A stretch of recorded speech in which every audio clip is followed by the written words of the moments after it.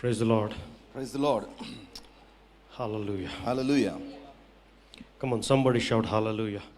ಎಲ್ಲರೂ ಕೂಗಿ ಹೇಳೋಣ hallelujah. Come on, look to somebody and give them a good clap like this and tell them, I am blessed. ಈ ರೀತಿಯಲ್ಲಿ ಪಕ್ಕದವರ ಕಡೆ hi fi ಮಾಡ್ತಾ ಈ ರೀತಿಯಲ್ಲಿ ಹೇಳ್ರಿ, ನಾನು ಆಶೀರ್ವದಿಸಲ್ಪಟ್ಟಿದ್ದೇನೆ. ಜೋರಾಗಿ ಮಾಡ್ರಿ, ಸ್ವಲ್ಪ ಜೋರಾಗಿ ಮಾಡ್ರಿ. ಹಿಂಗೆ ಮಾಡಿ ಕ್ಲಾಪ್ ಸೌಂಡ್ ಬರಲಿ. ಕ್ಲಾಪ್ ಸೌಂಡ್ ಬರಲಿ. I am blessed. ನಾನು ಆಶೀರ್ವದಿಸಲ್ಪಟ್ಟಿದ್ದೇನೆ. Amen. Amen. Hallelujah. Hallelujah. If you have your Bibles with you, I want you to lift up your Bibles. ಈ ಸಮಯದಲ್ಲಿ ನಿಮ್ಮ ಸತ್ಯವೇದ ಇರುವಲ್ಲಿ ನೀವು ದಯವಿಟ್ಟು ನಿಮ್ಮ ಸತ್ಯವನ್ನು ಕೈಯಲ್ಲಿ ಎತ್ತಿಡಿರಿ. Repeat with me in English and Kannada, okay? English ನಲ್ಲಿ ಮೊದಲು ನಂತರ ಕನ್ನಡದಲ್ಲಿ ಕೂಡ ನೀವು ಅದನ್ನು ಹೇಳಬೇಕಾಗಿ ಕೇಳ್ತೇನೆ. God's word is true. ಸ್ವಲ್ಪ ಜೋರಾಗಿ. God's word is true. ದೇವರ ವಾಕ್ಯವು ಸತ್ಯವಾಗಿದೆ. ಸತ್ಯವಾಗಿದೆ. ಸ್ವಲ್ಪ ಇನ್ನೊಂದ್ಸತಿ. ದೇವರ ವಾಕ್ಯವು ಸತ್ಯವಾಗಿದೆ. ಸತ್ಯವಾಗಿದೆ. Amen. Amen. Hallelujah. Hallelujah. Before we look into the word, ನಾವು ದೇವರ ವಾಕ್ಯದ ಕಡೆಗೆ ನೋಡುವುದಕ್ಕಿಂತ ಮೊದಲು I want you to turn with me to the book of 2 Timothy. 2 ತಿಮೋತಿಯ ಪುಸ್ತಕಕ್ಕೆ ತಿರುಗಿಸಬೇಕಾಗಿ ಕೇಳಿಕೊಳ್ತೇನೆ. 2 Timothy. ಪೌಲನು ತಿಮೋತಿಗೆ ಬರೆದಂತ 2ನೇ ಪುಸ್ತಕ.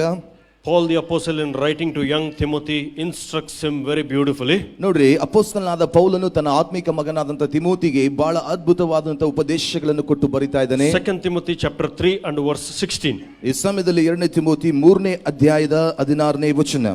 It's beautiful. It says like this. ಬಹಳ ಸುಂದರವಾಗಿದೆ ಹೇಳ್ತಾ ಇದೆ. All scripture.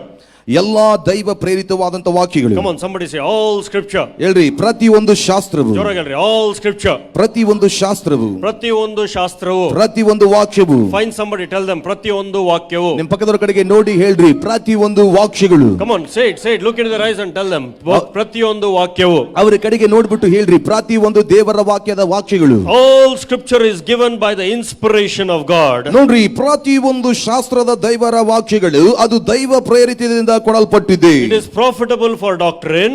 ಅದು ಒಂದು ಉಪದೇಶಕ್ಕೂ ಕೂಡ ಲಾಭದಾಯಕ. For reproof. ಖಂಡನೆಗೂ. For correction. ತಿದ್ದುಪಾಟಿಗೂ. For instruction in righteousness. ನೀತಿಗೆ ಒಳಪಡುವಂತೆ ಒಂದು ಉಪಯುಕ್ತವಾದಂತ ಶಿಕ್ಷೆಗೂ ಇದು ಯೋಗ್ಯವಾಗಿದೆ. Amen. Amen. All scripture. ಎಲ್ಲಾ ವಾಕ್ಯ ಭಾಗಗಳು. Every word written in the scripture is important. ಈ ಸತ್ಯವೇದದಲ್ಲಿ ಲಿಖಿತವಾಗಿ ಮುದ್ರಿಸಲ್ಪಟ್ಟಂತ ಒಂದೊಂದು ಪದ ವಾಕ್ಯವು ಕೂಡ ಬಹಳ ಮುಖ್ಯ ರೀ. We can't ignore one and we can't adopt one. ಒಂದು ವಾಕ್ಯವನ್ನು ನಾವು ಅಳವಡಿಸಿಕೊಂಡು ಇದು ಬ್ಯಾಡ ಬಿಡು ನನಗೆ ಅಂತ ಹೇಳಿ ನಾವೇನು ಕೂಡ ನಿರ್ಲಕ್ಷ್ಯ ಮಾಡಂಗಿಲ್ಲ ಅದನ್ನು. Amen. Amen. So that's why Paul the apostle makes it very very clear by saying all scripture. ಅದಕ್ಕಾಗಿ ಅಪೊಸ್ತಲನಾದ ಪೌಲನು ಇದನ್ನು ದೃಢಪಡಿಸಿ ಖಂಡಿತವಾಗಿ ಹೇಳ್ತಾ ಇದ್ದಾನೆ, ಸತ್ಯವೇದದಲ್ಲಿ ಇರುವಂತಹ ಪ್ರತಿ ಒಂದು ವಾಕ್ಯ ಭಾಗಗಳು ಅಂತ ಹೇಳ್ತದೆ. Amen. Amen. Come on, find somebody, tell them every scripture is important. ನಿಮ್ಮ ಪಕ್ಕದವರ ಕಡೆಗೆ ನೋಡಿಕೊಂಡು ಹೀಗೆ ಹೇಳ್ರಿ, ದೇವರ ವಾಕ್ಯದಲ್ಲಿರುವಂತಹ ಸತ್ಯವೇದದ ಪ್ರತಿ ಒಂದು ವಾಕ್ಯಗಳು ಬಹಳ ಮುಖ್ಯ. Amen. Amen. Hallelujah. Hallelujah. So it is profitable for doctrine, for reproof, for correction, for instruction in righteousness. ನೋಡ್ರಿ, ಈ ಒಂದು ದೇವರ ವಾಕ್ಯಗಳೆಲ್ಲವೂ ಕೂಡ ಮೊದಲನೇದಾಗಿ ಉಪದೇಶಕ್ಕೂ, ಎರಡನೇದಾಗಿ ಖಂಡನೆಗೂ, ಮೂರನೇದಾಗಿ ತಿದ್ದುಪಾಟಿಗೂ, ನಾಲ್ಕನೇದಾಗಿ ನೀತಿ ಶಿಕ್ಷೆಗೂ ಇದು ಉಪಯುಕ್ತವಾಗಿದೆ ಅಂತೇಳಿ. Amen. Amen. So the word of God is a package. ಹೌದು ಪ್ರಿಯರೇ, ಸತ್ಯವೇದ ಎನ್ನುವಂತದ್ದು ಇದು ಒಂದು ಪೊಟ್ಟಣ ಅಥವಾ ಪ್ಯಾಕೇಜ್ ಇಂದ ಕೂಡಿದೆ. Amen. ಹೌದಾ? It's a package. ಇದು ಒಂದು package. Come on, somebody say package. ನಿಮ್ಮ ಪಕ್ಕದವರ ಕಡೆಗೆ ನೋಡಿ ಹೇಳ್ರಿ, ಇದು ಒಂದು ಅನೇಕ ವಿಷಯಗಳನ್ನು ಒಳಗೊಂಡಂತ ಒಂದು ಪ್ಯಾಕೇಜ್. You pay 25,000 rupees. ನೀವು 25,000 ಪಾವತಿಸುವುದಾದ್ರೆ you have a return ticket plus accommodation plus food plus travel to Dubai. ಹೌದು ಪ್ರಿಯರೇ, ನಿಮಗೆ ಮತ್ತು ಹಿಂತಿರುಗಿ ಬರುವಂತ ಪ್ರಯಾಣದ ಖರ್ಚು ವೆಚ್ಚ, ಅಲ್ಲಿ ಉಳ್ಕೊಳ್ಳುವಂತ ವಸತಿ ವೆಚ್ಚ, ಆಹಾರದ ವೆಚ್ಚ ಮತ್ತು ದುಬೈಗೆ ಹೋಗಿ ಬರುವಂತ ಎಲ್ಲಾ ವಿಷಯಗಳು ಬಂದ್ಬಿಡ್ತದೆ 25,000 ರೂಪಾಯಿಗೆ. ಕೇಳಿದ್ರಲ್ಲ ಪ್ಯಾಕೇಜ್? ಪ್ಯಾಕೇಜ್ ಕೇಳಿದ್ರಲ್ಲ? ಹಾಲಿಡೇ ಪ್ಯಾಕೇಜ್ ಅಂತೀವಲ್ಲ ನಾವು, ಹಾಲಿಡೇ ಪ್ಯಾಕೇಜ್, ರಜಾ ದಿನದ ಪ್ಯಾಕೇಜ್ ಅಂತ ಕೂಡ ಕರಿತೇವೆ. So the word is a package. ಅದೇ ರೀತಿಯಲ್ಲಿ ಪ್ರಿಯರೇ, ಈ ಸತ್ಯವೇದವು ಕೂಡ ಒಂದು ರೀತಿಯಾದಂತಹ ಒಂದು ಪ್ಯಾಕೇಜ್ ಆಗಿದೆ. Amen. Amen. So everything is important. ಅಂದ್ರೆ ಈ ಸತ್ಯವೇದದಲ್ಲಿ ಇರತಕ್ಕಂತ ಪ್ರತಿ ಒಂದು ವಿಷಯಗಳು ಕೂಡ ಅಷ್ಟೇ ಮುಖ್ಯ. When you are rebuked, ಯಾವಾಗ ನಿನಗೆ ಗದರಿಸಲ್ಪಡ್ತೀಯೋ, when you are corrected, ಯಾವಾಗ ನೀನು ತಿದ್ದಲ್ಪಡ್ತೀಯೋ, when you are strengthened, ಯಾವಾಗ ನೀನು ಬಲಪಡಿಸಲ್ಪಡ್ತೀಯೋ, when you are advised, ಯಾವಾಗ ನಿನಗೆ ಸದುಪದೇಶ ಕೊಡಲ್ಪಡ್ತದೋ, when you are built, ಯಾವಾಗ ನೀನು ಕಟ್ಟಲ್ಪಡ್ತೀಯೋ, when you are supported, ಯಾವಾಗ ನೀನು ಸಹಕರಿಸಲ್ಪಟ್ಟು ಸಹಾಯಿಸಲ್ಪಡ್ತೀಯೋ. So when everything is in alignment with God's word, know that You are in a package. ಹೌದು ಪ್ರಿಯರೇ, ಇವೆಲ್ಲವನ್ನು ಕೂಡ ಒಳಗೊಂಡು ದೇವರ ವಾಕ್ಯದಿಂದ ಒಂದು ಪ್ಯಾಕೇಜಿನೋಪಾದಿಯಲ್ಲಿ ಇದು ನಿನಗೆ ಬರ್ತಾ ಇದೆ ಅಂತ ಹೇಳಿ ನೀನು ಇದನ್ನು ಸ್ವೀಕರಿಸಲೇಬೇಕು.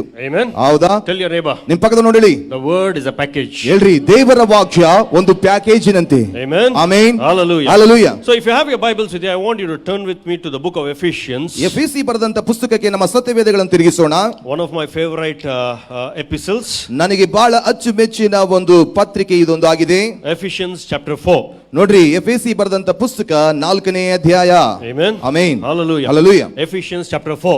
ಎಫೆಸಿ ಪುಸ್ತಕ 4. So I'm going to take you through a few points. ಇಲ್ಲಿ ಕೆಲವು ಅಂಶಗಳನ್ನು ನಿಮ್ಮ ಧ್ಯಾನಕ್ಕೆ ತಂದು ನಾನು ತೋರಿಸಲಿಕ್ಕೆ ಬಯಸ್ತೇನೆ. So I want you to look to me when I'm talking to you. ಆದ್ರೆ ನಾನು ಮಾತಾಡುವಾಗ ನೀವು ದಯವಿಟ್ಟು ನನ್ನ ಕಡೆಗೆ ನೋಡಬೇಕು. Okay? ಹೌದಾ? We're going to read from the scriptures. ಈಗ ದೇವರ ವಾಕ್ಯದ ಕಡೆಗೆ ಓದೋಣ. Okay? Paul the apostle, in writing to the Ephesian church. ಅಪೊಸ್ತಲನಾದ ಪೌಲನು ಎಫೆಸಿ ಸಭೆಯವರಿಗೆ ಬರೆದು. So this letter is a very beautiful letter. If you can really understand this wonderful letter, it is really very beneficial to a Christian. ಹೌದು ಪ್ರಿಯರೇ, ಈ ಒಂದು ಪತ್ರವು ಏನಿದೆಯಲ್ಲ, ಒಬ್ಬ ಕ್ರೈಸ್ತವರಿಗೆ ಒಂದು ಬಹಳ ಲಾಭದಾಯಕವಾಗಿರತಕ್ಕಂತ ಒಂದು ಪತ್ರಿಕೆ ಆಗಿದೆ. I love this book because it is very, very effective. ನೋಡ್ರಿ, ಈ ಪುಸ್ತಕ ಅಂದ್ರೆ ನನಗೆ ಬಹಳ ಪ್ರೀತಿ. ಯಾಕೆ ಗೊತ್ತಾ? ಇದು ಬಹಳ ಪರಿಣಾಮಕಾರಿ ಉಳ್ಳಂತ ಪುಸ್ತಕ.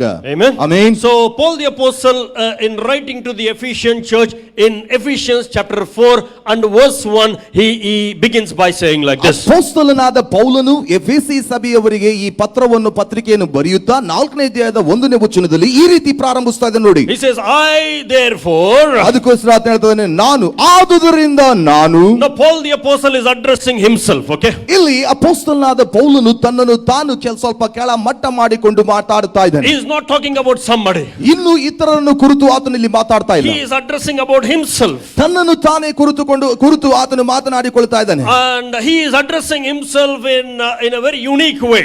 ಬಹಳ ಒಂದು ವಿಚಿತ್ರವಾದಂತ ಅನನ್ಯವಾಗಿರ್ತಕ್ಕಂಥ ದಾಟಿಯಲ್ಲಿ ತನ್ನನ್ನು ತಾನೇ ಈ ರೀತಿಯಲ್ಲಿ ಹೇಳಿಕೊಳ್ತಾ ಇದ್ದಾನೆ. Many people find it very menial to address themselves like this. ಆದ್ರೆ ಅನೇಕ ಜನರಿಗೆ ಈ ರೀತಿಯಲ್ಲಿ ತಮ್ಮ ಬಗ್ಗೆ ಹೇಳಿಕೊಳ್ಳುವಂತ ವಿಷಯ ಬಂದಾಗ ಬಹಳ ಒಂದು ಕೀಳುಮಟ್ಟ ಅಥವಾ ಸಂಕೋಚ ಮುಜುಗರ ವ್ಯಕ್ತಪಡಿಸುವುದುಂಟು. Now Paul the apostle was not an ordinary man. ಆದ್ರೆ ಅಪೊಸ್ತಲನಾದ ಪೌಲನು ಒಬ್ಬ ಸಾಮಾನ್ಯವಾದ ವ್ಯಕ್ತಿ ಅಲ್ಲ. He was an extraordinary man. ಒಬ್ಬ ಅಸಾಧಾರಣವಾದ ವ್ಯಕ್ತಿ. Who moved in the extraordinary power of God. ದೇವರ ಅಸಾಧಾರಣವಾದ ಶಕ್ತಿಯಲ್ಲಿ ಚಲಿಸಿದಂತ ವ್ಯಕ್ತಿ. Who was used in a very extraordinary way by God. ಮಾತ್ರವಲ್ಲ, ದೇವರಿಂದ ಮತ್ತು ಅಸಾಧಾರಣವಾಗಿ ಉಪಯೋಗಿಸಲ್ಪಟ್ಟಂತ ವ್ಯಕ್ತಿ. Who addressed many of the churches in many of the epistles.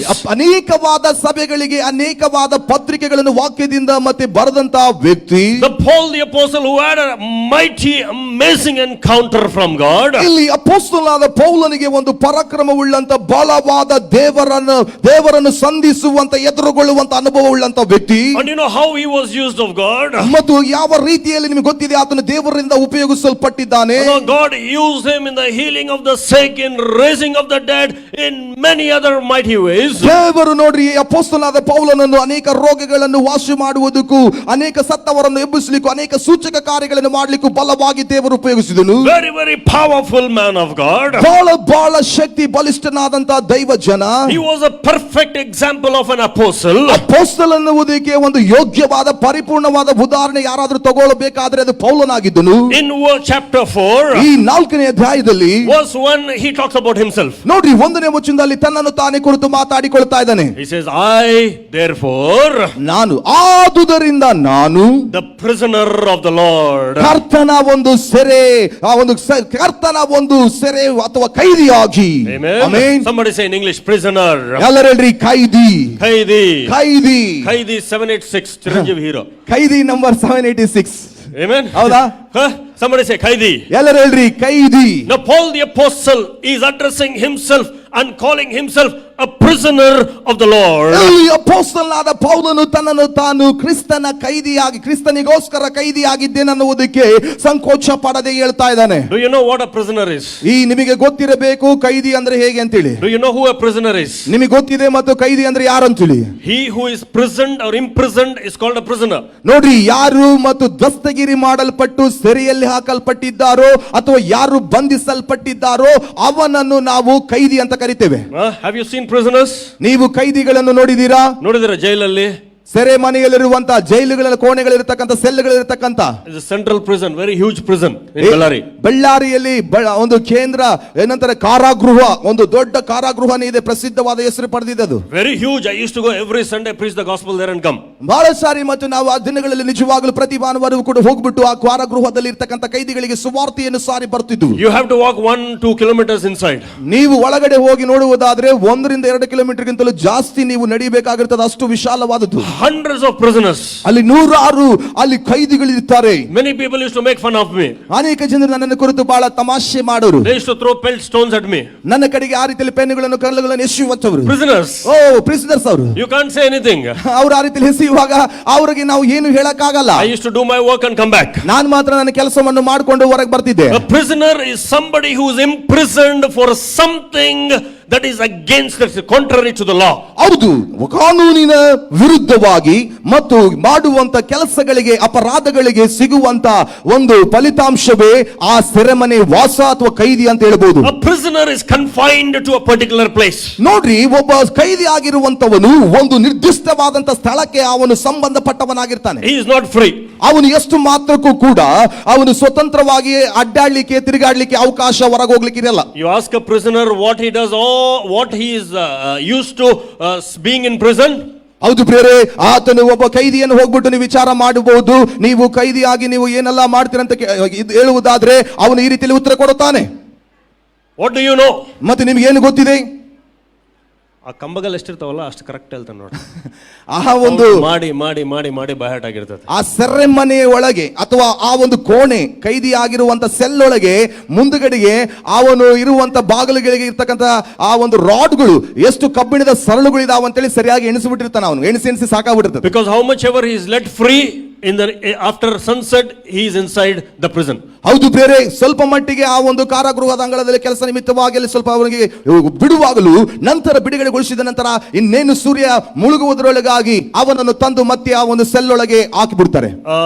It's been 18 years I've been in the ministry. ಮತ್ತು ಇದು ನಿಜವಾಗಲೂ 18 ವರ್ಷವಾಯಿತು ದೇವರ ಸೇವೆಯಲ್ಲಿ ನಾನು ಮುಂದೆ ಹೋಗ್ತಾ ಇರುವಂತದ್ದು. Okay, I have one conclusion. ನನಗೆ ಒಂದು ಮುಕ್ತಾಯವಾದಂತ ಒಂದು ಅಂಶ, ಸಾರಾಂಶ ಅರ್ಥವಾಯಿತು. Nothing will take you higher. ನಿಮ್ಮನ್ನು ಉನ್ನತಕ್ಕೆ ಯಾವುದು ಕೂಡ ತೆಗೆದುಕೊಂಡು ಹೋಗ್ಲಿಕ್ಕೆ ಸಾಧ್ಯ ಇಲ್ಲ except humility and simplicity in the kingdom of God. ದೇವರ ರಾಜ್ಯದಲ್ಲಿ ದೇವರ ಮಕ್ಕಳಿಗೆ ಇರುವಂತ ದೀನತೆ, ಸರಳತೆ ಇದ್ರೆ ಮಾತ್ರ ಅವರು ಉನ್ನತಕ್ಕೆ ಏರಿಸಲ್ಪಡ್ತಾರೆ. ಎಷ್ಟೊಂದು ಸ್ಟೈಲ್ ಬೇಕು, ಎಲ್ಲ ಸ್ಟೈಲ್ ಮಾಡ್ಕೊಂಡು ಬಿಟ್ಟಿವಿ, ಎಷ್ಟು ಶೋ ಆಫ್ ಎಲ್ಲ ಮಾಡ್ಕೊಂಡು ಬಿಟ್ಟಿವಿ.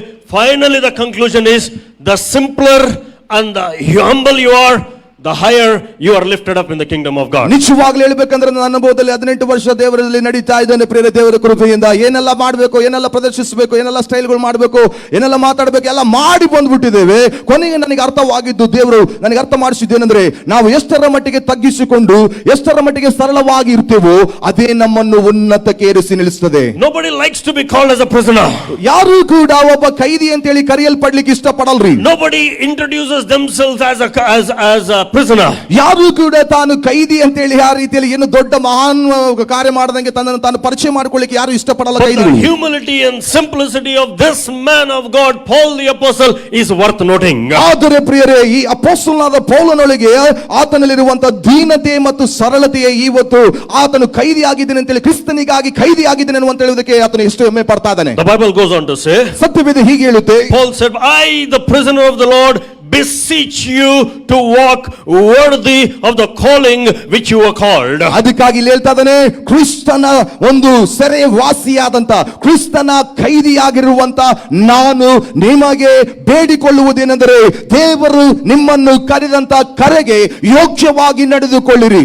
Prisoner of the Lord means he is confined to only one person, that is the Lord Jesus Christ. ಅದು ಬೇರೆ, ಇಲ್ಲಿ ಕೈದಿಯಾಗಿರುವಂತ ವ್ಯಕ್ತಿ ಆತನು ಕೇವಲ ಒಂದು ಯೇಸು ಕ್ರಿಸ್ತನನ್ನು ಮಾತ್ರ ಅಲ್ಲಿ ಸಂಧಿಸುವಂತ ಆ ಒಂದು ಇದರಲ್ಲಿ ಇರ್ತಾನೆ, ಆ ಲಿಮಿಟ್ ನಲ್ಲಿ ಇರುವಂತ ವ್ಯಕ್ತಿ ಆಗಿರ್ತಾನೆ. His limit is only Jesus. ಆತನ ಒಂದು ಮಿತಿ ಏನಿದ್ರು ಕೂಡ ಬೇರೆ ಏನು ಎಲ್ಲಿಗಿಲ್ಲ, ಕೇವಲ ಯೇಸು. He goes to the front is Jesus, goes back is Jesus, he goes sideways is Jesus, he looks above is Jesus, looks down is Jesus. He is confined, he is surrounded by only the Lord Jesus Christ, and that's why he is not even ashamed to address himself as a prisoner of the Lord. ಹೌದು ಪ್ರಿಯರೇ, ಅಪೊಸ್ತಲನಾದ ಪೌಲನು ಕ್ರಿಸ್ತನ ಕ್ರಿಸ್ತನಿಗಾಗಿ ಕೈದಿಯಾಗಿದ್ದಾನೆ, ಸುವಾರ್ತೆಗಾಗಿ ಕೈದಿಯಾಗಿದ್ದಾನೆ. ಅದಕ್ಕೋಸ್ಕರ ಆತನಿಗೆ ಒಂದು ಮಿತಿ ಇದೆ. ಆ ಮಿತಿ ಏನು ಗೊತ್ತಾ? ಎಡಕ್ಕೋದ್ರು ಕ್ರಿಸ್ತನು, ಬಲಕ್ಕೋದ್ರೆ ಕ್ರಿಸ್ತನು, ಹಿಂದಕ್ಕೋದ್ರು ಕ್ರಿಸ್ತನು, ಮುಂದೆ ಬಂದ್ರು ಕ್ರಿಸ್ತನು, ಮೇಲೆ ಹೋದ್ರೆ ಕ್ರಿಸ್ತನು, ಕೆಳಗೆ ಕೂತ್ಕೊಂಡ್ರು ಕ್ರಿಸ್ತನು.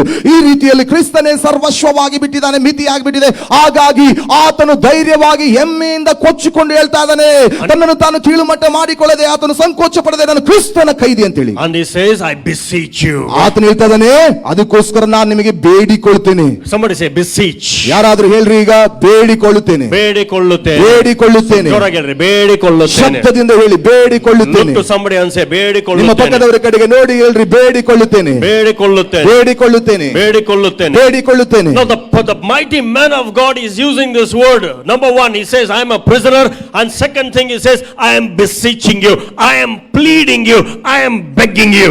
ಇಲ್ಲಿ ಪರಾಕ್ರಮವುಳ್ಳಂತ ದೈವ ಜನರು ಬಲವಾಗಿ ಉಪಯೋಗಿಸಲ್ಪಟ್ಟಂತ ಅಪೊಸ್ತಲ ಶಿಷ್ಯನಾದಂತ ಈ ಪೌಲನು ಇಲ್ಲಿ ಹೇಳ್ತಾ ಇದ್ದಾನೆ, ಪ್ರಿಯರೇ, ನಾನು ಒಬ್ಬ ಕ್ರಿಸ್ತನ ಕೈದಿ ಅಂತೇಳಿ ಒಂದು ಹೇಳುವಾಗ, ಎರಡನೇದಾಗಿ ನಾನು ನಿಮ್ಮನ್ನು ಬೇಡಿಕೊಳ್ಳುತ್ತೇನೆ ಎನ್ನುವಂತ ಪದವನ್ನು ಉಪಯೋಗಿಸ್ತಾ ಇದ್ದಾನೆ. So he's saying, I am beseeching you that you please walk worthy for the calling that you've been called. ಆತನು ಬೇಡಿಕೊಂಡು ಕೇಳಿಕೊಳ್ಳುವುದೇನೆಂದರೆ, ದಯವಿಟ್ಟು ಪ್ರೀತಿಯ ಸಭೆಯವರೇ, ದೇವರು ನಿಮ್ಮನ್ನು ಕರೆದಂತ ಕರೆಗೆ ಯೋಗ್ಯರಾಗಿ ನಡೆದುಕೊಳ್ಳುವಂತ ಬೇಡಿಕೊಳ್ಳುತ್ತೇನೆ ಅಂತ ಕೇಳ್ಕೊತಾನೆ. Amen. Amen. A couple of Sundays we heard that we are called. ಹೌದು, ಅನೇಕ ಒಂದು ಭಾನುವಾರಗಳಿಂದಲೂ ಕೂಡ ನಾವು ಸಂದೇಶವನ್ನು ಕೇಳ್ತಾ ಇದ್ದೇವೆ, ನಾವು ಕರೆಯಲ್ಪಟ್ಟವರಂತೇಳಿ. Many are called, ಅನೇಕರು ಕರೆಯಲ್ಪಟ್ಟರು, but few are chosen. ಆದ್ರೆ ಕೆಲವರು ಮಾತ್ರ ಆರಿಸಲ್ಪಟ್ಟರು. The more we are faithful in our calling, we enter the bracket of being chosen in the kingdom of God. ಎಷ್ಟರ ಮಟ್ಟಿಗೆ ದೇವರ ಒಂದು ಕರೆದಂತದರಲ್ಲಿ ನಾವು ನಂಬಿಗಸ್ತರಾಗಿರುತ್ತೇವೋ, ಆಗ ಮಾತ್ರವೇ ದೇವರಿಂದ ಆರಿಸಲ್ಪಟ್ಟಂತ ನಾವು ಮಟ್ಟಕ್ಕೆ ಬರ್ತವೆ. Calling is God's job.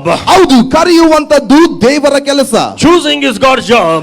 ಆರಿಸಿಕೊಳ್ಳುವಂತದ್ದು ದೇವರ ಕೆಲಸ. But being faithful is your and my job. ನಂಬಿಗಸ್ತರಾಗಿಯೇ ಉಳಿದುಕೊಳ್ಳುವುದು ಕೊನೆಯವರೆಗೆ ಅದು ನಿನ್ನ ನನ್ನ ಕರ್ತವ್ಯ. Amen. Amen. Hallelujah. Hallelujah. We are called by God. ನಾವು ದೇವರಿಂದ ಕರೆಯಲ್ಪಟ್ಟೆವು, We are chosen by God. ನಾವು ದೇವರಿಂದ ಆರಿಸಲ್ಪಟ್ಟೆವು. But our duty is to be faithful to the calling of God. ಆದರೆ ನಮ್ಮ ಎಲ್ಲಾ ಕರ್ತವ್ಯವೆಲ್ಲವೂ ಕೂಡ ಒಂದೇ, ಕರೆದಂತ ಕರೆಗೆ ದೇವರಿಗೆ ಯೋಗ್ಯರಾಗಿ ನಡೆದುಕೊಳ್ಳುವುದು. So many are called, ಅದಕ್ಕಾಗಿ ಹೇಳ್ತದೆ, ಅನೇಕರು ಕರೆಯಲ್ಪಟ್ಟರು, but many aren't faithful, so that they can enter that group called chosen.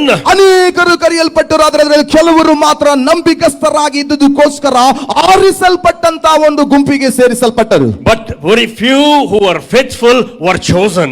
ಆದ್ರೆ ನೋಡ್ರಿ ಪ್ರಿಯರೇ, ಅಲ್ಲಿ ಅನೇಕರು ಕರೆಯಲ್ಪಟ್ಟರು ಕೂಡ ಅಲ್ಲೇ ಇರಬೇಕಾಯಿತು, ಆದ್ರೆ ಯಾರು ನಂಬಿಗಸ್ಥರಾಗಿದ್ರು ಕೆಲವರು ಮಾತ್ರ ಆರಿಸಲ್ಪಟ್ಟರು. That's why Paul the apostle ಅದಕ್ಕಾಗಿ ಅಪೊಸ್ತಲ ಪೌಲ is urging the Ephesian church, ಎಫೆಸಿ ಸಭೆಯವರಿಗೆ ಆತನು ಮನವಿ ಮಾಡಿ ಬೇಡಿಕೊಳ್ತಾ ಇದ್ದಾನೆ, please walk worthy of the calling that you have been called for. ನೀವು ಯಾವ ಕರೆಯಿಂದ ನೀವು ಕರೆಯಲ್ಪಟ್ಟಿದ್ದೀರೋ ದಯವಿಟ್ಟು ನಿಮ್ಮ ಕರೆಗೆ ಯೋಗ್ಯರಾಗಿ ನಡೆದುಕೊಳ್ಳ್ರಪ್ಪ ಅಂತೇಳಿ ಬೇಡಿಕೊಂಡರು. Amen. Amen. Hallelujah. Hallelujah. Many people just spring up saying, I have the calling of God, I have the calling of God. ಅನೇಕ ಜನರು ಬಂದ್ಬಿಟ್ಟು ಹೇಳ್ಕೊಂತಾರೆ, ಜಿಗಿತಾ ಇರ್ತಾರೆ, ನನಗೆ ದೇವರ ಕರೆ ಇದೆ, ದೇವರ ಕಾಲಿಂಗ್ ಇದೆ ಅಂತೇಳಿ. And suddenly they disappear in no time.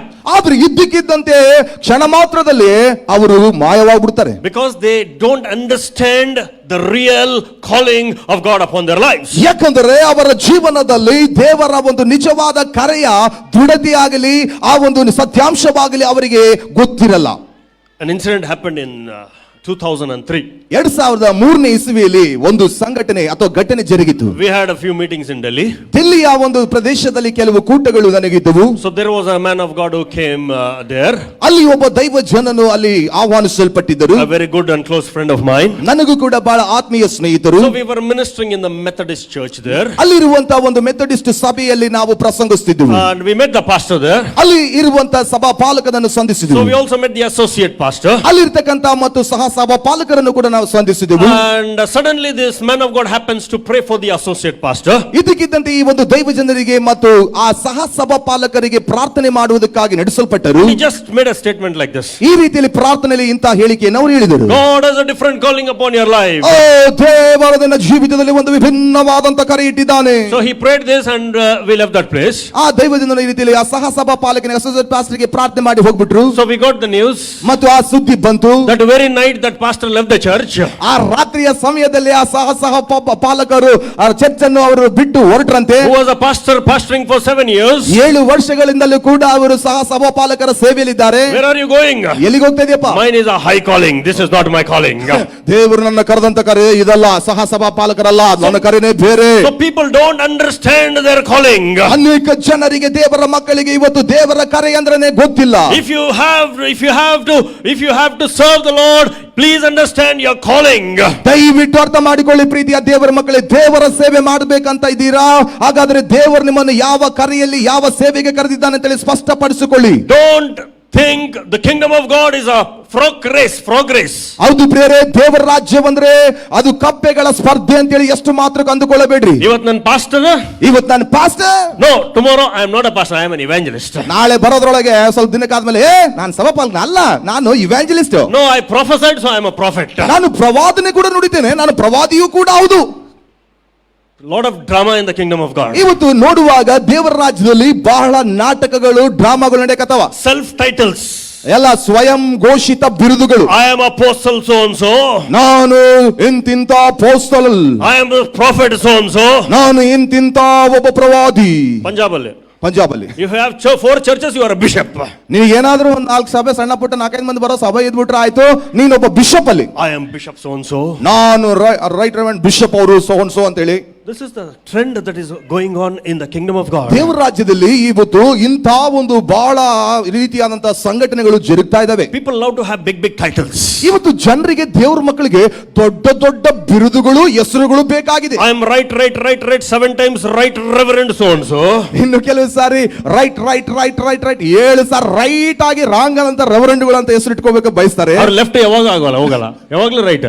ಅವ್ರು ಯಾವಾಗ್ಲೂ ಅವರು ರೈಟೇ ಇರ್ತಾರ ಹೊರತು ನೋ ಲೆಫ್ಟ್ ಅಟ್ ಆಲ್ ಅಂತ ಹೇಳಿ. Please understand, we are dealing with a serious business that is the kingdom of God, and please don't ever try to jump callings. ಹೌದು ಪ್ರಿಯರೇ, ನೀವು ಒಂದು ವಿಷಯವನ್ನು ಗಾಂಭೀರ್ಯವಾಗಿ ಇಲ್ಲಿ ಅರ್ಥ ಮಾಡ್ಕೋಬೇಕು.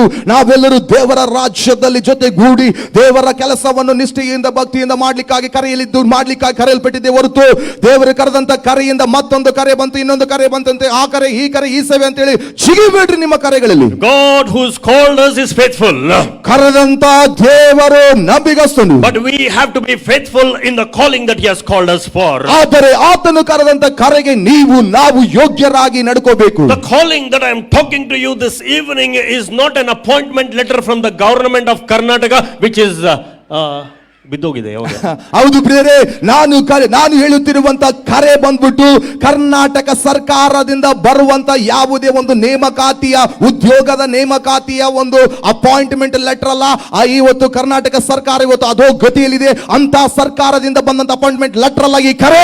It is not an appointment letter from the government of India. ಅಥವಾ ಭಾರತದ ಕೇಂದ್ರ ಸರ್ಕಾರದಿಂದ ಬರುವಂತ ಒಂದು ನೇಮಕಾತಿಯ, ಉದ್ಯೋಗದ ಒಂದು ನೇಮಕಾತಿಯ ಪತ್ರವೂ ಕೂಡ ಅಲ್ಲ. But it is an appointment from the King of Kings and the Lord of Lords, who is the government of this the whole world. Amen. ಆದರೆ ನಮಗೆ ಬಂದಂತ ಕರೆಯ ಒಂದು ಅಪಾಯಿಂಟ್ಮೆಂಟ್ ಲೆಟರ್, ದೇವರು ಕೊಟ್ಟಂತ ಸೇವೆಯ ಕರೆಯ ಒಂದು ಅಪಾಯಿಂಟ್ಮೆಂಟ್ ಲೆಟರ್, ನೇಮಕಾತಿಯ ಪತ್ರ ಬಂದ್ಬಿಟ್ಟು ಈ ಭೂಮಿ ಆಕಾಶಗಳು ಉಂಟು ಮಾಡಿದಂತ ದೇವರುಗಳ ದೇವನು ಮತ್ತು ಕರ್ತನಗಳ ಕರ್ತನಾಗಿರುವಂತ ಸೃಷ್ಟಿಕರ್ತನಾದಂತ ದೇವರ ರಾಜ್ಯದ ಒಬ್ಬ ಗವರ್ನಮೆಂಟಿನ ಸರ್ಕಾರದ ದೇವರಿಂದಲೇ ಬಂದಂತ ಕರೆಯ ಪತ್ರ. Come on, somebody shout amen. ಕೂಗಿ ಹೇಳಿ amen. Come on, somebody shout amen. ಕೂಗಿ ಹೇಳಿ amen. It is handed over to us by the King of Kings and the Lord of Lords.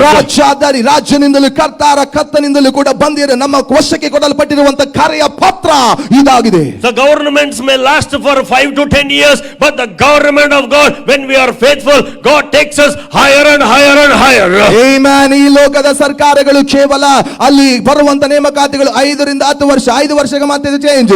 ಆದರೆ ಪರಲೋಕದ ಗವರ್ನಮೆಂಟ್, ಪರಲೋಕ ರಾಜ್ಯದ ಒಂದು ಸರ್ಕಾರವು ಕೊಡುವಂತ ನೇಮಕಾತಿ ಅದು 5 ವರ್ಷ ಅಲ್ಲ, ಅದು 10 ವರ್ಷವಲ್ಲ, ಯುಗಕ್ಕೂ ಇರುವಂತದ್ದಾಗಿದೆ. ಅದರಲ್ಲಿ ಯುಗಕ್ಕೂ ನಮ್ಮ ನೇಮಕಾತಿಯಲ್ಲಿ ಕರೆಯಲ್ಲಿ ಮುಂದೆ ಸಾಗುವವರಾಗಿದ್ದೇವೆ. Amen. Amen. Come on, somebody say calling of God. ನಿಮ್ಮ ಪಕ್ಕದವರ ಕಡೆಗೆ ನೋಡಿ ಹೇಳ್ರಿ, ಇದು ದೇವರ ಕರೆ.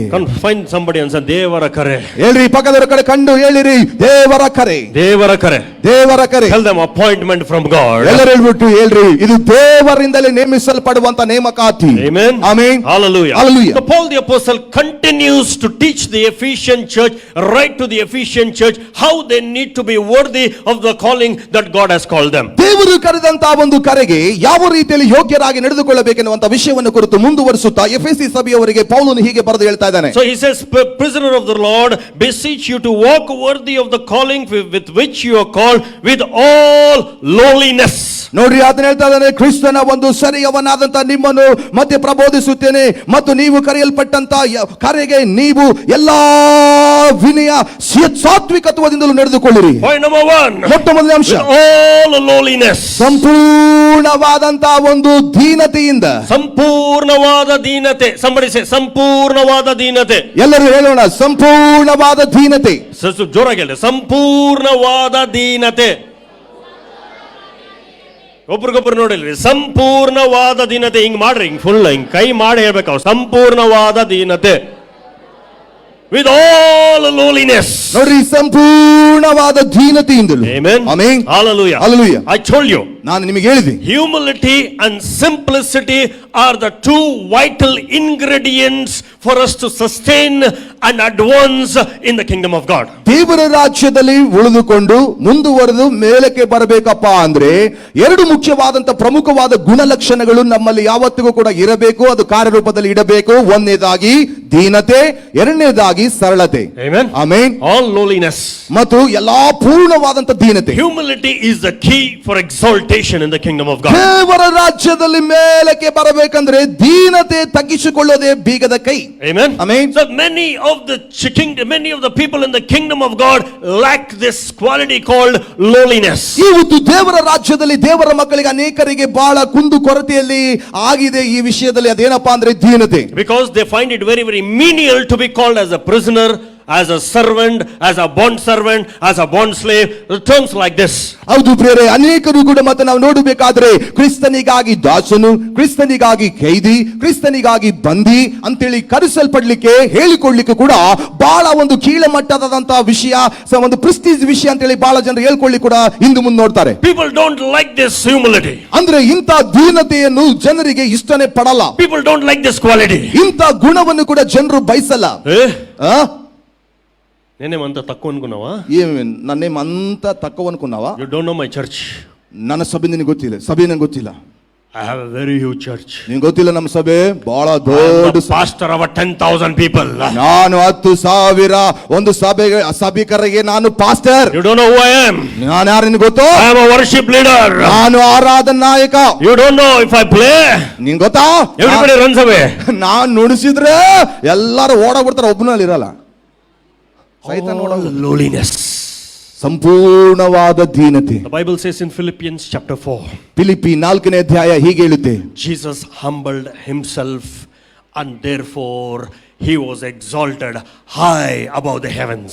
Amen. ಯೇಸು ಕ್ರಿಸ್ತನು ತನ್ನನ್ನು ತಾನೇ ದೀನನಾಗಿ ದರಿದ್ರನಾಗಿ ದೀನತೆಯಿಂದ ತಗ್ಗಿಸಿಕೊಂಡದಕ್ಕೋಸ್ಕರ ಆತನು ಆಕಾಶ ಅಥವಾ ಪರಲೋಕಗಳಲ್ಲಿ ಮೇಲಕ್ಕೆ ಏರಿಸಲ್ಪಟ್ಟನು. The Bible says, ವಾಕ್ಯ ಹೇಳುತ್ತೆ, God resists the proud but gives grace to the humble. ದೇವರು ಗರ್ವಿಷ್ಠರನ್ನು ಅಹಂಕಾರಿಗಳನ್ನು ಎದುರಿಸ್ತಾನಂತೆ, ಆದ್ರೆ ದೀನರಿಗೆ ತಗ್ಗಿಸಿಕೊಳ್ಳೋರಿಗೆ ಕೃಪೆ ಕೊಡ್ತಾನಂತೆ. Pride is the opposite of humility.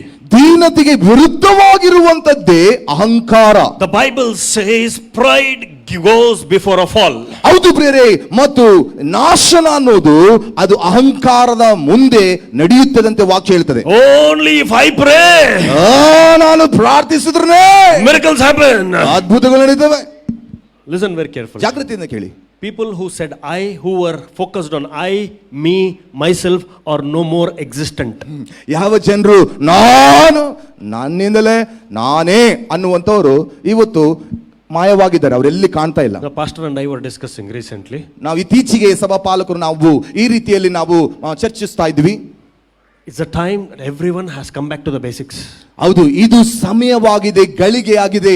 ಪ್ರತಿಯೊಬ್ಬರು ದೇವರ ಮಕ್ಕಳು ಕೂಡ ಪ್ರಾಥಮಿಕವಾದ ಪಾಠಗಳನ್ನು ಕಲಿತುಕೊಳ್ಳುವಂತ ಸಮಯ.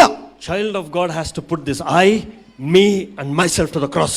ಹೌದು ಪ್ರಿಯರೇ, ದೇವರ ಮಕ್ಕಳಾಗಿ ದೇವರ ಸೇವಕರಾಗಿ ನಾನೇ, ನನ್ನಿಂದಲೇ, ನಾನು ಅನ್ನುವಂತವುಗಳನ್ನು ಪದಗಳನ್ನು ಶಿಲುಬೆಗೆ ಜಡಿಯಬೇಕು. Amen. Amen. Hallelujah. The low we become in the kingdom of God, the higher the exaltation comes from God. Amen. ದೇವರ ರಾಜ್ಯದಲ್ಲಿ ಈ ಲೋಕದಲ್ಲಿ ಇರುವಾಗಲೂ ಕೂಡ ಎಷ್ಟರ ಮಟ್ಟಿಗೆ ನೀನು ಇತರರಿಗೆ ತಗ್ಗಿಸಿಕೊಂಡು ಬಾಳ್ತೀಯೋ ತಗ್ಗಿ ಬಗ್ಗೆ ಅಷ್ಟೇ ದೇವರ ರಾಜ್ಯದಲ್ಲಿ ಅವರ ಎದುರಿಗೇನೆ ಉನ್ನತಕ್ಕೆ ಏರಿಸ್ತಾನೆ. Amen. Amen. Hallelujah. Hallelujah. So humility is the key for exaltation in the kingdom of God. ದೇವರ ರಾಜ್ಯದಲ್ಲಿ ದೇವರ ಮಕ್ಕಳು ಉನ್ನತ ಸ್ಥಾನಕ್ಕೆ ಉದ್ಧಾರಾಗಿ ನಿಲ್ಲಬೇಕಂದ್ರೆ ತಗ್ಗಿಸಿಕೊಳ್ಳುವಂತದ್ದೇ ಅದೇ ಬೀಗದ ಕೈ. Amen. Amen. Hallelujah. Hallelujah. So if somebody comes and corrects you, don't rebel. ಯಾರೋ ಬಂದ್ಬಿಟ್ಟು ನಿನ್ನನ್ನು ತಿದ್ದುವಾಗ ತಿರುಗಿ ಬೀಳಬೇಡ. One good quality of humility is teachable, acceptance. ಹೌದು ಪ್ರಿಯರೇ, ದೀನತೆ ಇರ್ತಕ್ಕಂಥ ಒಂದು ಪ್ರಮುಖವಾದಂತ ಗುಣಲಕ್ಷಣ ಏನು ಗೊತ್ತಾ? ಯಾರೇ ಬಂದು ಸಣ್ಣ ಹುಡುಗಿಂದ ದೊಡ್ಡವರೆಗೂ ಯಾರೇ ಬಂದು ಏನೇ ತಿದ್ದಿದ್ರು ಎಚ್ಚರಿಸಿದ್ರು ಅವರು ಸ್ವೀಕರಿಸ್ತಾರೆ, ಅದನ್ನು ತಿದ್ದುಕೊಂತಾರೆ. Amen. Amen. Hallelujah. Hallelujah. So one great quality of humility is you are teachable. You accept whatever is told to you rather than rebelling, rather than opposing which is in accordance to the word. ದೀನತೆ ತಗ್ಗಿಸಿಕೊಳ್ಳೋದಂದ್ರೆ ಒಂದು ಮುಖ್ಯವಾದ ಲಕ್ಷಣ ನಮ್ಮಲ್ಲಿ ಇರಲೇಬೇಕು. ಅದೇನಂದ್ರೆ ಯಾರೇ ಆಗಲಿ ಬಂದು ತಿದ್ದುವಾಗ ಎಚ್ಚರಿಸುವಾಗ ಅದನ್ನು ಸಂತೋಷವಾಗಿ ಒಪ್ಪಿಕೊಂಡು ಅದನ್ನು ತಿದ್ದುಕೊಳ್ತೀಯ.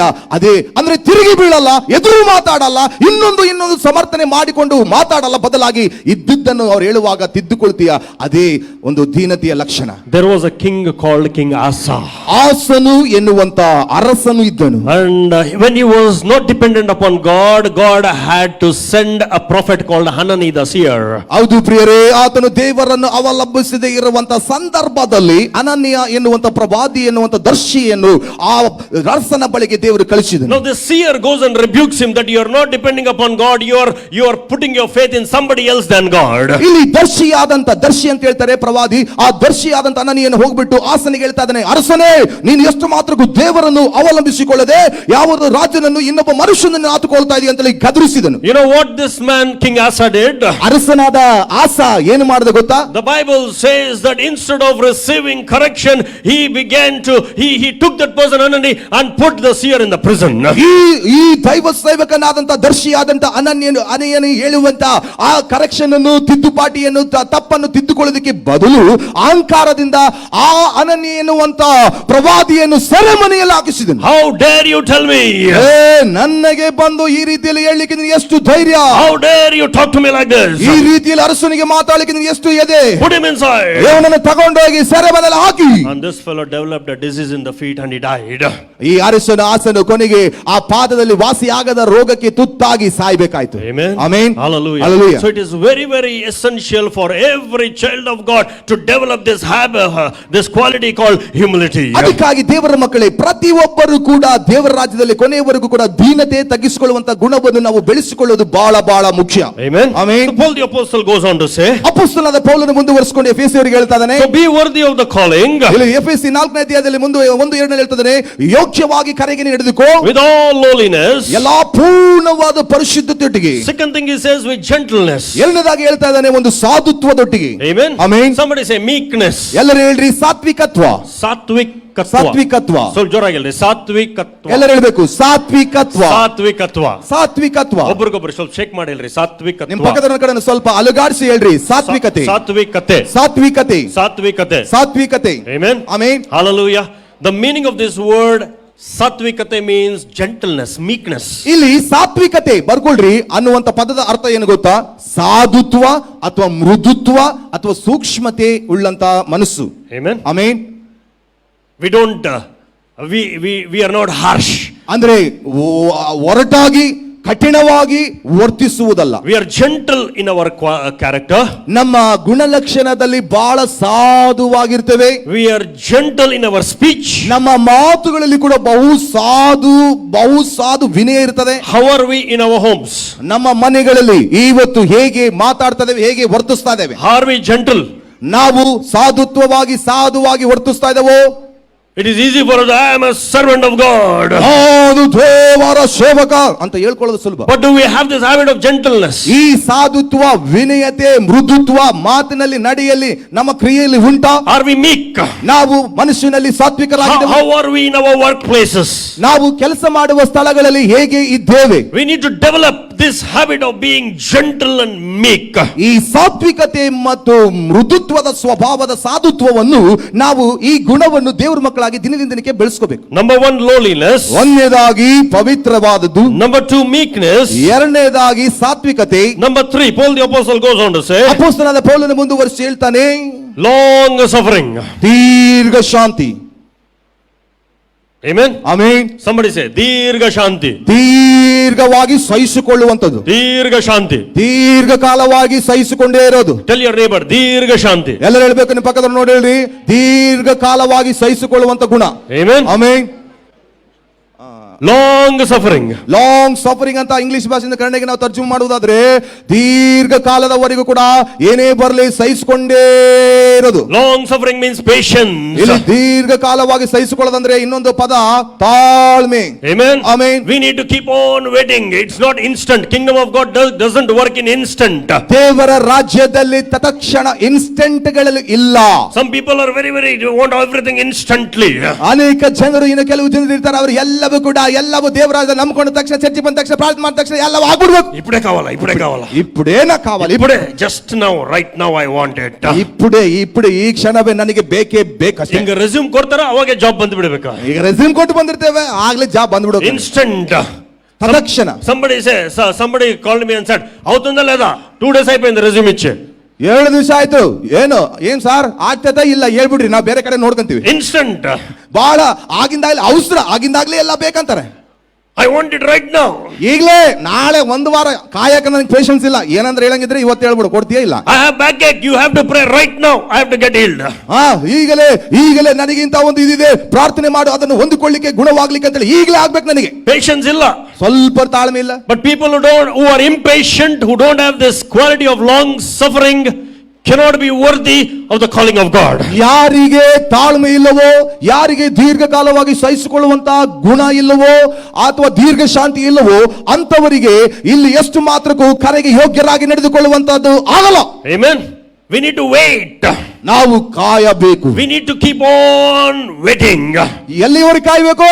ಕಾಯ್ತಾನೇ ಇರಬೇಕು, ಬರೋವರೆಗೆ ಕಾಯಬೇಕು. Amen. Amen. Because God's timing is perfect. ಯಾಕಂದ್ರೆ ದೇವರ ಸಮಯ ಅದು ಪರಿಪೂರ್ಣವಾದದ್ದು, ಸರಿಯಾದದ್ದು. Come on, somebody shout amen. ಯಾರಾದ್ರೂ ಹೇಳಿ, ಕೂಗಿ ಹೇಳಿ amen. Amen. Amen. God is not Indian Railways. ನಮ್ಮ ದೇವರು ಭಾರತೀಯ ರೈಲ್ವೆಗಳ ಸಮಯದಲ್ಲಿ ಇಲ್ಲ.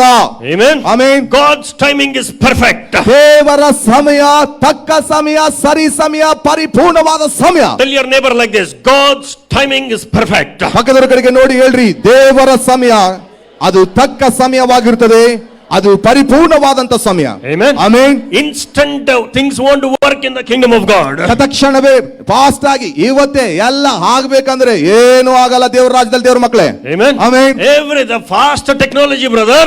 ಎಲ್ಲ ಕಡೆಗೆ ಫಾಸ್ಟ್ ಆಗಿರುವಂತ ಒಂದು ಟೆಕ್ನಾಲಜಿನೇ. Computer world. ಗಣಕ ಯಂತ್ರದ ಯುಗ. Press a button here, bomb is exploded somewhere else. ಇಲ್ಲಿ ಕೂತ್ಕೊಂಡು ಬಟನ್ ಒತ್ತಿದ್ರೆ ಸಾಕು, ಯಾವುದೋ ಒಂದು ದೇಶದಲ್ಲಿ ಬಾಂಬ್ ಬ್ಲಾಸ್ಟ್ ಆಗಿ ದೇಶ ಸರ್ವನಾಶ ಆಗುವಂತ ತಂತ್ರಜ್ಞಾನ ಇವತ್ತು. Everywhere instant. ಎಲ್ಲಿ ನೋಡಿದ್ರು ಕೂಡ ತಂತ್ರಜ್ಞಾನ ಆಧುನಿಕ ವರ್ಲ್ಡ್ ಅಲ್ಲಿ, ಜಗತ್ತಿನಲ್ಲಿ ಎಷ್ಟು ಬೆಳೆದು ಬಿಟ್ಟಿದೆ ಅಂದ್ರೆ ಎಲ್ಲ ತತ್ಕ್ಷಣವೇ ಎಲ್ಲ ಆಗಬೇಕು. Everywhere shortcut.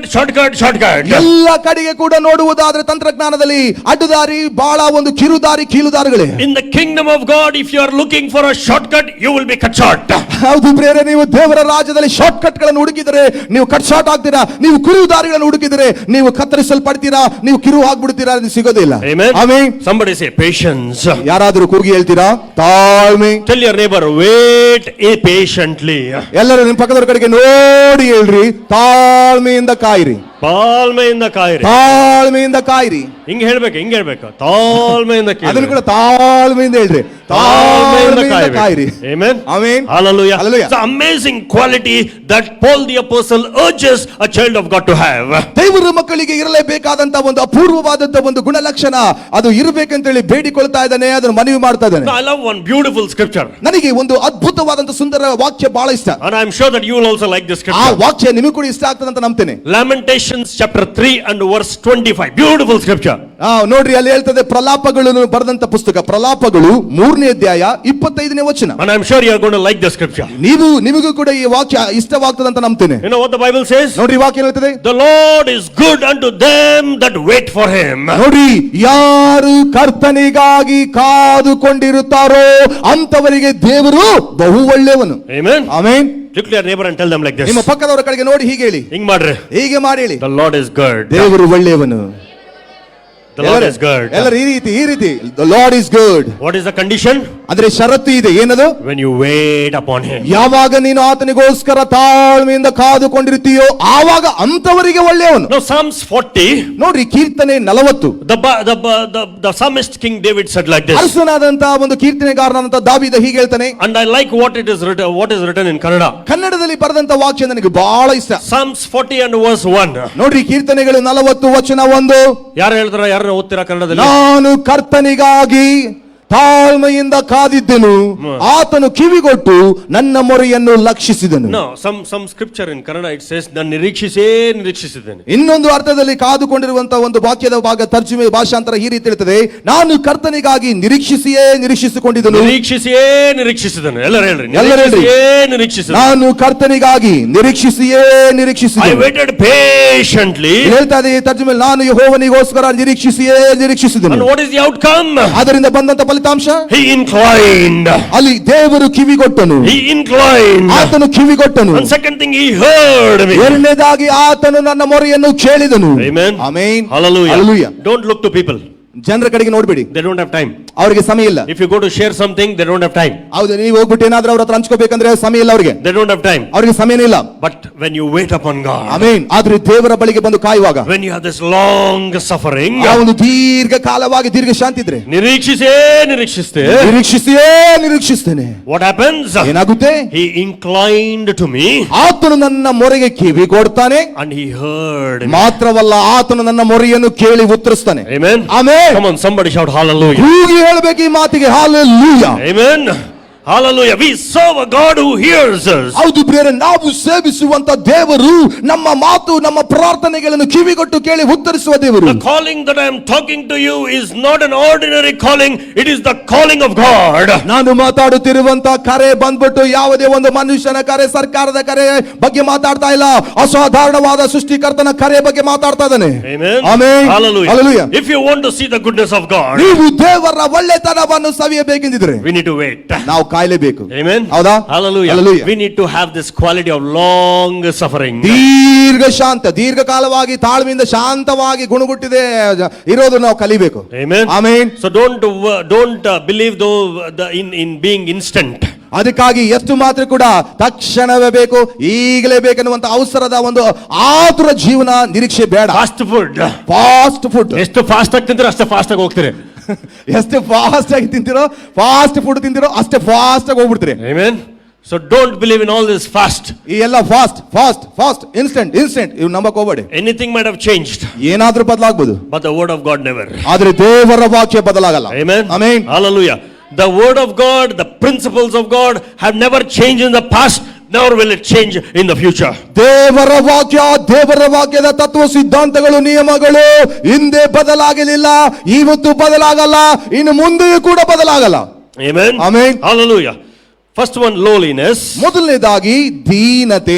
Second one is meekness. ಎರಡನೇದಾಗಿ ಸಾತ್ವಿಕತ್ವ. Third thing is long suffering. ಮೂರನೇದಾಗಿ ದೀರ್ಘ ಶಾಂತಿ. Fourth thing is ನಾಲ್ಕನೇದಾಗಿ bearing with one another in love. ಪ್ರೀತಿಯಿಂದ ಒಬ್ಬರಿಗೊಬ್ಬರು ಸಹಿಸಿಕೊಳ್ಳೋದು, ಒತ್ತುಕೊಳ್ಳೋದು. bearing with one another in love. ಒಬ್ಬರಿಗೊಬ್ಬರು ಪ್ರೀತಿಯಿಂದಲೇ ಅಲ್ಲಿ ಒತ್ತುಕೊಳ್ಳೋದು, ಸಹಿಸಿಕೊಳ್ಳೋದು. Now bearing means tolerating. ಅಲ್ಲಿ ಬೇರಿಂಗ್ ಅಂದ್ರೆ ಸಹಿಸಿಕೊಳ್ಳೋದು. bearing means adjusting. ಇಲ್ಲಿ ಸಹಿಸಿಕೊಳ್ಳೋದು ಅಂದ್ರೆ ಹೊಂದಿಕೊಂಡು ಹೋಗೋದು. ಒಂದಕ್ಕೆ ಆಗಲ್ಲ, ಸೆಟ್ ಆಗಲ್ಲ ಅಂದ್ರೆ ಸೆಟ್ ಮಾಡ್ಕೊಂಡು ಹೋಗೋದು. Amen. ಆಮೆನ್. Hallelujah. ಸೆಟ್ ಆಗಿಲ್ಲ ಅಂದ್ರೆ ಸೆಟ್ ಮಾಡ್ಕೋಬೇಕು. ಸೆಟ್ ಆಗಿಲ್ಲ ಅಂದ್ರೆ ಬಿಟ್ಟು ಹೋಗೋದಲ್ಲ, ಸೆಟ್ ಮಾಡ್ಕೊಂಡು ಹೋಗಬೇಕು. So bearing with one another in love. ಪ್ರೀತಿಯಿಂದ ಒಬ್ಬರಿಗೊಬ್ಬರು ನಾವು ಸೆಟ್ ಮಾಡಿಕೊಂಡು, ಅಡ್ಜಸ್ಟ್ ಮಾಡಿಕೊಂಡು ಸರಿದೂಗಿಸಿಕೊಂಡು ಹೋಗಬೇಕು. Please understand. ದಯವಿಟ್ಟು ಅರ್ಥ ಮಾಡ್ಕೊಳ್ಳಿ. This is a very very important, basic and a high quality that God demands from each of us. ಪ್ರತಿಯೊಬ್ಬ ದೇವರ ಮಕ್ಕಳಾದಂತ ದೇವರು ನಮ್ಮಿಂದ ಬಯಸುತ್ತಿರುವಂತ ಬಹಳ ಪ್ರಮುಖವಾಗಿರುವಂತ ಸಂಗತಿ, ಗುಣಲಕ್ಷಣ ಇದು. Amen. Amen. Amen. Amen. Somebody say love. ಪಕ್ಕದವರ ಕಡೆ ನೋಡಿ ಹೇಳಿ, ಪ್ರೀತಿ. ಸ್ವಲ್ಪ ಇಂಗ್ಲಿಷ್ ಅಲ್ಲಿ ಹೇಳ್ರಿ. ಲವ್. ಇಂಗ್ಲಿಷ್ ಅಲ್ಲಿ ಹೇಳ್ತೀರಾ? ಲವ್. ಡವ್ ಅಲ್ಲ, ಲವ್. ಲವ್. ಪ್ರೀತಿ. ಒಬ್ಬರಿಗೊಬ್ಬರು ನೋಡಿ ಹೇಳ್ರಿ, ಪ್ರೀತಿ. ಒಬ್ಬರಿಗೊಬ್ರು ನೋಡಿ ಹೇಳ್ರಿ ಪ್ರೀತಿ ಪ್ರೀತಿ ಪ್ರೀತಿ ಸ್ವಲ್ಪ ಜೋರಾಗಿ ಹೇಳ್ರಿ ಪ್ರೀತಿ. ಎಲ್ಲರೂ ಹೇಳ್ಬೇಕು ಲವ್ ಪ್ರೀತಿ. We need to develop this quality of love. ಹೌದು, ಈ ಪ್ರೀತಿ ಅನ್ನುವಂತ ಗುಣ ಲಕ್ಷಣವನ್ನು ದೇವರ ಮಕ್ಕಳಾಗಿ ನಾವು ಬೆಳೆಸಿಕೊಳ್ಳಲೇಬೇಕು. Amen. ಆಮೆನ್. Somebody said. ಒಬ್ರು ಹೇಳಿದ್ರು, So I was studying on this term called love. Okay. ನಾನು ಈ ಒಂದು ಪ್ರೀತಿ ಅನ್ನುವಂತ ಪದವನ್ನು ಕುರಿತು ಅಧ್ಯಯನ ಮಾಡ್ತಾ ಇದ್ದೇನೆ. Many of this suicidal tendency is caused because they don't love themselves. ನೋಡಿ, ಅನೇಕರಿಗೆ ಆತ್ಮಹತ್ಯೆ ಮಾಡ್ಕೋಬೇಕು ಎನ್ನುವಂತ ಮನಸ್ಸು ಯಾರಿಗೆ ಬರ್ತದೆ ಗೊತ್ತಾ? ಭಾವನೆ ಯಾರು ತಮ್ಮನ್ನು ತಾವೇ ಪ್ರೀತಿ ಮಾಡಿಕೊಳ್ಳಲ್ವೋ ಅಂತವರಿಗೆ ಬರುತ್ತೆ. They don't love themselves. ತಮ್ಮಷ್ಟಿಗೆ ತಾವೇ ಯಾರು ಅವರು ಪ್ರೀತಿ ಮಾಡ್ಕೊಳ್ಳಲ್ಲ. But the basic thing is, first we need to love ourselves. ನೋಡಿ, ಪ್ರಾಥಮಿಕವಾದ ಮೂಲ ಸಂಗತಿ ಏನು ಗೊತ್ತಾ? ನಮ್ಮನ್ನು ನಾವು ಪ್ರೀತಿ ಮಾಡ್ಕೋಬೇಕು. We need to love ourselves because we are the creation of God. ನಾವು ಹೇಗಿದ್ದೇವೋ ನಮ್ಮನ್ನು ನಾವು ಪ್ರೀತಿ ಮಾಡ್ಕೋಬೇಕು, ಯಾಕಂದ್ರೆ ನಾವು ದೇವರ ಸೃಷ್ಟಿ. They don't love themselves. ಆದ್ರೆ ಅನೇಕ ಜನರು ದೇವರ ಮಕ್ಕಳು ತಪ್ಪು ಏನು ಗೊತ್ತಾ? ಲೋಕ ಜನರು ಕೂಡ ಅವರು ತಮ್ಮನ್ನು ತಾವು ಪ್ರೀತಿಸಿಕೊಳ್ಳಲ್ಲ. And that drives them to this tendency of suicide. ಅದಕ್ಕೋಸ್ಕರವೇ ಅವರನ್ನು ಆ ಆತ್ಮಹತ್ಯೆ ಮಾಡಿಕೊಳ್ಳಬೇಕೆನ್ನುವಂತ ಆಲೋಚನೆ ನಡೆಸುತ್ತದೆ. నేను చూడు నా ముక్కు చూడు ఎట్లుంది, చూడు నేను ఎట్లున్నాను, నా కలర్ చూడు, నా కలర్ చూడు, నా ఇంటికి చూడు, నా వెంట్రికలు చూడు, నా ఐబ్రోస్ చూడు, నాకు హెయిర్ చేయలేవు, నాకు హెయిర్స్ లేవు, అన్ని పోయినాయి, అంత పోయేసినాయి, నన్ను బాగలేదు చూసేకి, ఎందుకు బతకాలి ఊరినే, ఆ పిల్ల చూడు ఎట్లుంది, పోయి దుంకేస్తాను, పోయి దుమ్కిడిస్తాను. So the people they hate themselves. ಈ ರೀತಿಯಲ್ಲಿ ಅನೇಕರು ತಮ್ಮ ಸೃಷ್ಟಿಯನ್ನು ದೇವರು ಮಾಡಿದಂತ ಅದ್ಭುತವಾದ ಸೃಷ್ಟಿ, ನೀವು ಅದನ್ನು ನೋಡಿಕೊಂಡು ನಾನು ನನಗಿಲ್ಲ, ನಾನು ಅವಳಂಗಿಲ್ಲ, ನಾನು ಇವನಂಗಿಲ್ಲ, ನನಗೆ ಹೇಗೆ ಕೂದಲು ಹಿಂಗಿಲ್ಲ ಅಂಕೇಳಿ, ನನಗೆ ಹಲ್ಲು ಹಿಂಗಿಲ್ಲ, ನನ್ನ ಬಣ್ಣ ಹಿಂಗ ಅಂತೇಳಿ ಅನೇಕರು ಆ ರೀತಿಯಲ್ಲಿ ದ್ವೇಷ ಮಾಡಿಕೊಂಡು ಅವರು ತಮ್ಮನ್ನು ತಾವೇ ಟೀಕಿಸಿಕೊಂಡು ಕೊನೆಗೆ ಸಾಯ್ತಾ ಇದ್ದಾರೆ, ಆತ್ಮಹತ್ಯೆ ಮಾಡ್ಕೊಂತಾ ಇದ್ದಾರೆ. ಬಟ್ ಯು ನೋ ಸಮಥಿಂಗ್, ಅದು ನಿಮಗೆ ಗೊತ್ತಿರಬೇಕು. there is a song in Hindi. ಒಂದು ಹಿಂದಿಯಲ್ಲಿ ಒಂದು ಹಾಡಿದೆ. Yeshu high ಕೈಸಾ ಕುಮ್ಹಾರ್ ಭೈಯಾ, Yeshu high ಕೈಸಾ ಕುಮ್ಹಾರ್. ಯೇಸು ಎಂತ ಕುಂಬಾರನಯ್ಯ, ಯೇಸು ಎಂತ ಕುಂಬಾರ. ಆಮೆನ್. ಹೌದಾ? ಗೋರಾ ಬನಾಯಾ ಕಾಲಾ ಬನಾಯಾ, ಕೆಂಪು ಜನವಾಗಿ ಮಾಡಿದ, ಕಪ್ಪಾಗಿ ಮಾಡಿದ. ಜೋ ಭಿ ಬನಾಯಾ, ಎಂತ ಬಣ್ಣ ಇರ್ಲಿ, ಮಸ್ತ್ ಬನಾಯಾ, ಮಸ್ತ್ ಬನಾಯ, ಸೂಪರ್ ಬನಾಯ.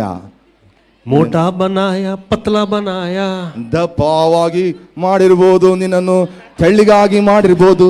ಜೋ ಭಿ ಬನಾಯ, ಸೂಪರ್ ಬನಾಯ. ನೀನ್ ತಿಂತಿನ ದಪ್ಪಾದ್ರೆ ದೇವ್ರಲ್ಲ ಕಾರಣ, ಮತ್ತೆ ಏನೇ ಮಾಡಿರ್ಲಿ ಅದು ದೇವ್ರಲ್ಲ.